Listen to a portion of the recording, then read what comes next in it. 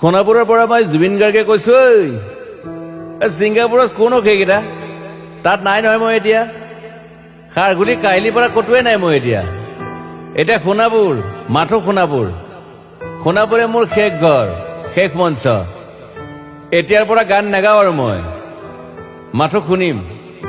Specially মই night super কেইখনক কৈছো, উজনিলৈ অহা যোৱা কৰোঁতে সোণাপুৰৰ এই ঠাইখিনিতে মায়াবিনীটো ডাঙৰকৈ বজাবি। ৰৈ থাকিম উজাগৰে ৰাতিৰ বুকুত। মই আগতেও কৈছিলো আৰু এতিয়াও কৈছো, মোৰ কোনো জাতি নাই, মোৰ কোনো ধৰ্ম নাই। সৰু সজাত দেখুৱাই দিলো কোন হনে তাত ব্ৰাহ্মণ, কলিতা, আলী, ৰহমান, ডেকা, বড়ো, ৰাভা, পূজাৰী আৰু এইটো কি কয় নমাজ পঢ়াই যে মৌলবীও আহিছে সৰু সজালৈ। I love people, I love man. সেইবাবে মুখ্যমন্ত্ৰী হিমন্ত দাকো কৈছো, মই বিৰোধী দলকো কৈছো, লুৰি নকিল সকলোকে কৈছো, পলিটিক্স নকৰিবা বন্ধু। মই সৰু সজাইৰ মানুহৰ অসমখন বিচাৰিছিলো। চাই থাকিম সোণাপুৰৰ পৰা। খেলি মেলি হলে কষ্ট পাম, উভতিও আহিব নোৱাৰিম। যোৰহাটৰ মানুহখিনিয়ে কষ্ট পাইছে বুলি শুনিছো। মোৰো যাবৰ মন আছিল। প্ৰিয় ঠাই, দেউতাৰ ঠাই। উপায় নাই, পলম হলে শৰীৰটো কষ্ট পায়।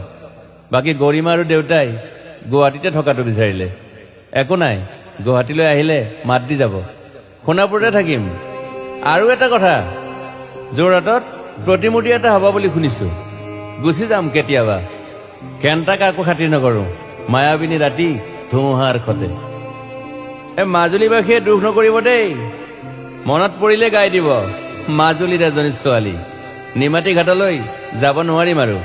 একো নাই, মোক প্ৰতিটো বসন্ততে পাব অসমবাসীয়ে। শৰতত গাইছো, বহাগত গাইছো, ৰ'দত গাইছো, বৰষুণত গাইছো। দুখৰ গান, সুখৰ গান, শিশু, মুক্তি, মায়া, অনামিকা। মাথো নতুন গান গাব নোৱাৰিম। বন্ধ হৈ থাকিল চেলা সকলো। এতিয়াৰ পৰা আৰু শুনিম শেষ মঞ্চখনৰ পৰা। সোণাপুৰেৰে পাৰ হৈ গলে গাই যাব কেতিয়াবা ধুমুহাৰ সতে।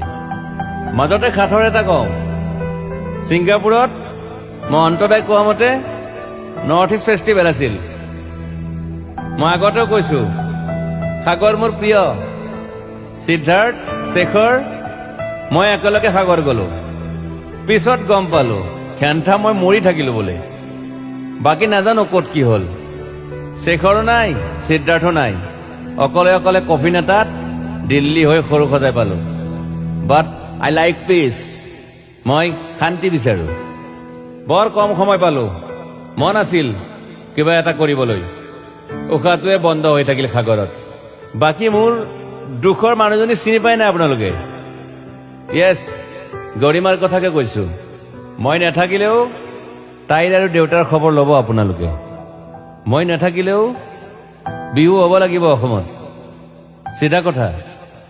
আকৌ কৈছো, মই সোণাপুৰতে থাকিম এতিয়া। মোৰ সমাধিৰ ওচৰৰে গলে গাই যাব সকলোৱে মায়াবিনী ৰাতিৰ বুকুত।